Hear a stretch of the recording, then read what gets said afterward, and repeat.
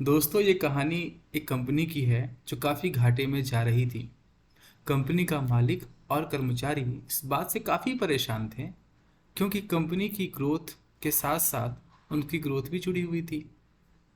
एक दिन उस कंपनी के मालिक ने कंपनी के गेट पर एक नोटिस लगा दिया जिस पर लिखा हुआ था, कल रात उस कर्मचारी की मौत हो गई जिसकी वजह से इस कंपनी की और आपकी ग्रोथ नहीं हो पा रही थी, और शोक मनाने के लिए हम सभी 1 घंटे बाद ऑडिटोरियम हॉल में मिलेंगे।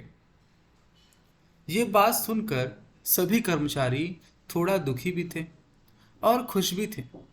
दुखी इसलिए थे क्योंकि उनके साथ का ही कोई इस दुनिया में नहीं रहा, लेकिन वो इस बात से खुश भी थे कि अब वो व्यक्ति नहीं रहा जिसकी वजह से उनकी और उनकी कंपनी दोनों की ग्रोथ नहीं हो पा रही थी। और हर कर्मचारी यह भी देखना चाहता था कि आखिर वो व्यक्ति कौन है।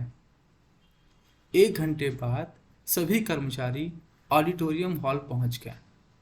ऑडिटोरियम में एक कॉफिन रखा हुआ था और बारी बारी से सभी कर्मचारियों को उस व्यक्ति को देखने का मौका मिला, लेकिन जब भी कोई कर्मचारी उस कफन के अंदर देखता तो वो मायूस हो जाता और सर झुकाकर वहां से चला जाता, क्योंकि उस कफन के अंदर एक आईना रखा हुआ था और कोई भी उसके अंदर देखता तो उसे अपना ही चेहरा नजर आता।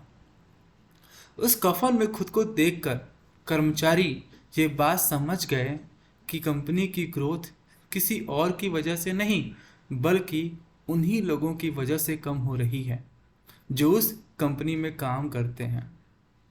तो दोस्तों, हमें इस कहानी से ये सीख मिलती है कि अपनी असफलता के लिए हम स्वयं जिम्मेदार हैं।